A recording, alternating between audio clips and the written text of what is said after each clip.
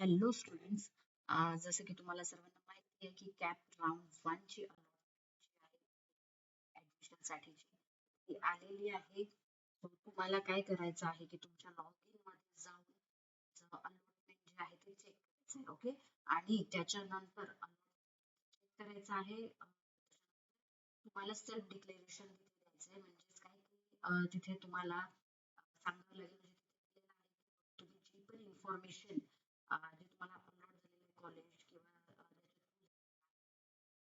किंवा तुम्ही जी पण इन्फॉर्मेशन सीईटी सेलला दिलेली आहे, सीईटी सेलला ड्युरिंग रजिस्ट्रेशन, ती सर्व इन्फॉर्मेशन ओके आहे. ओके, ती सर्व इन्फॉर्मेशन जी आहे ती करेक्ट आहे.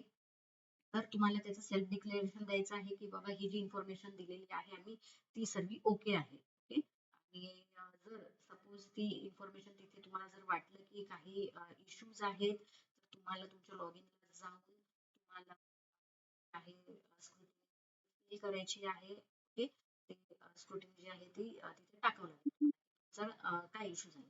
ओके, बट जर तुमचं सर्व ओके आहे, तुमचे डॉक्युमेंट्स ओके आहेत, तुम्ही जी इन्फॉर्मेशन फिल केलेली आहे ती जर ओके आहे, तर त्याच्यानंतर तुम्हाला काय करावं लागतं की तिथे सेल्फ डिक्लेरेशनला ओके करावं लागतं. ओके, ते झाल्यानंतर मग तुम्हाला तुमची अलॉटेड सीट जी आहे किंवा जर तुम्हाला अलॉटमेंट लेटर जे आहे ते तुम्हाला बघायला मिळेल. ओके, सो आता ही जी आहे अलॉटमेंट भेटल्यानंतर पुढची प्रोसेस जी आहे ती काय आहे. ओके, तर ती आपण आता इथे समजून घेऊया. आता राऊंड 1 सध्या जो आपला झालाय तो राऊंड 1 झालेला आहे. ओके, सो राऊंड 1 मध्ये 2 कंडिशन्स असतील. एक तर तुम्हाला कॉलेज अलॉट झालं आहे किंवा मग नाही. ओके, तर अलॉट ज्यांना झालेलं आहे कॉलेज, तर त्यांच्यासाठी अजून 2 कंडिशन्स काय असू शकतात, की ज्यांना कॉलेज अलॉट झालेलं आहे. ओके, जसं की सीईटी चे जे रूल आहे यावर्षीचा त्याच्यानुसार पहिलं प्रेफरन्स जर तुम्हाला मिळालं असेल, पहिलं प्रेफरन्सला जे तुम्ही टाकलेलं आहे कॉलेज ते जर तुम्हाला अलॉट झालं असेल, ओके, सो ते ऑटो फ्रीज होतं. म्हणजेच काय की तुम्हाला त्या कॉलेजला जाऊन रिपोर्टिंग करून ऍडमिशन जी आहे ती कन्फर्म करावी लागते. ठीक आहे, आणि दुसरं असं की सपोज आता तुम्हाला जर सेकंड प्रेफरन्सच्या खाली कुठलं कॉलेज जर अलॉट झालेलं आहे, ओके, जर ते तुमच्या मनासारखं असेल, तुम्हाला जर वाटत असेल की हे जे कॉलेज तुम्हाला अलॉट झालेलं आहे, जर ते तुमच्या मनासारखं असेल, तर तुम्ही काय करायचंय की तिथे फ्रीज करायचंय. ओके, फ्रीज करून तुम्हाला सीट एक्सेप्ट करायची आहे, आणि सीट एक्सेप्ट करत असताना तुम्हाला सीट एक्सेप्टन्स फीज जी आहे ती तिथे पे करावी लागते. ओके, आणि जर तुम्हाला जर असं वाटत असेल की ते जे कॉलेज मिळालं आहे, तुम्हाला अलॉट झालेलं आहे, त्याच्यापेक्षा पण बेटर कॉलेज तुम्हाला मिळू शकते, किंवा तुम्हाला ते तुमच्या मनासारखं नाही मिळालेलं आहे, तर तुम्ही इन दॅट केस बेटरमेंटला पण जाऊ शकता. Okay, but in both case freeze पण करत असले, बेटरमेंट पण करत असले, तर तुम्हाला काय करावं लागतं की सीट एक्सेप्ट करावी लागते आणि सीट एक्सेप्टन्स फीज जी आहे ती पे करावी लागते. ओके, सो आता ही जी प्रोसेस आहे, म्हणजे तुम्हाला जर ऍडमिशन घ्यायची असेल आणि किंवा फ्रीज किंवा बेटरमेंट करायचं असेल, तर हे 1 तारखेपासून ते 3 तारखेपर्यंत तुम्हाला करता येईल. ओके, सो 1 ऑगस्ट पासून 3 ऑगस्ट पर्यंत तुम्हाला ही प्रोसेस 3 दिवसात जी आहे ती कंप्लीट करायची आहे. आता ज्यांनी फ्रीज केलेला आहे त्यांना काय करायचं आहे की तुम्हाला जे पण कॉलेज अलॉट झालेलं आहे, पर्टिक्युलर त्या कॉलेजला कॉन्टॅक्ट करायचा आहे. कॉन्टॅक्ट केल्यानंतर ते तुम्हाला एक फीस सांगतील की तुम्हाला किती अमाऊंटचा डीडी जो आहे तुम्हाला कॉलेजला न्यावं लागेल. ओके, सो तुम्हाला काय करावं लागेल की बँकेत जाऊन त्या अमाऊंटचा डीडी काढून तुमचे सर्व ओरिजिनल डॉक्युमेंट्स घेऊन सोबत त्या कॉलेजला जायचं आहे, आणि तिथे तुमची ऍडमिशन जी आहे ती कन्फर्म करायची आहे.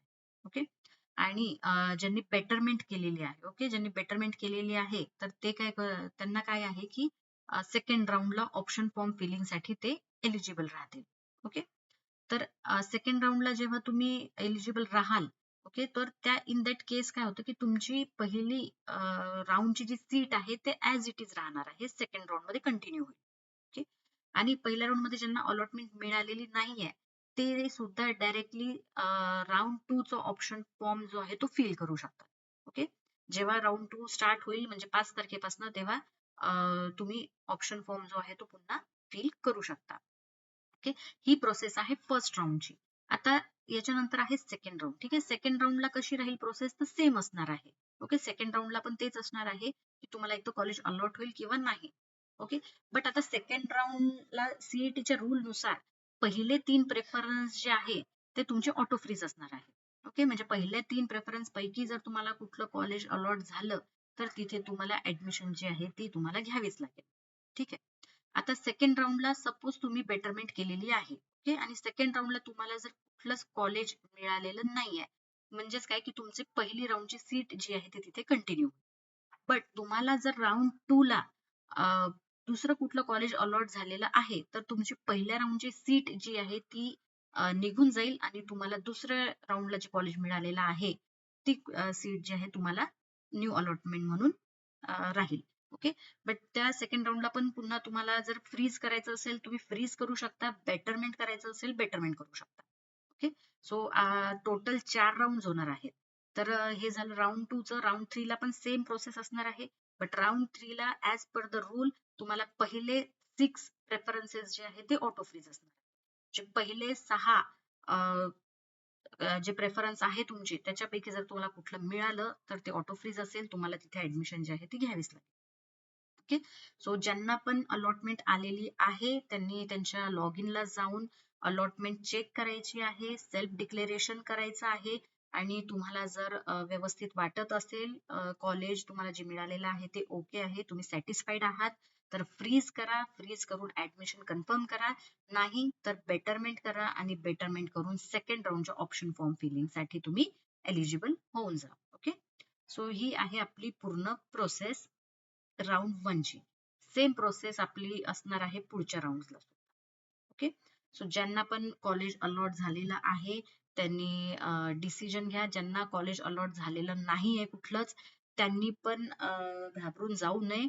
सेकंड राऊंडला त्यांनी त्यांची जे रँक आहे म्हणजे त्यांना जे पर्सेंटेज आहे किंवा राऊंड 1 नंतर जे पण आपलं कट ऑफ येतो त्याच्यानुसार कॉलेज टाकून सेकंड राऊंडला अलॉटमेंट जे आहे ते घेऊ शकतात. ओके.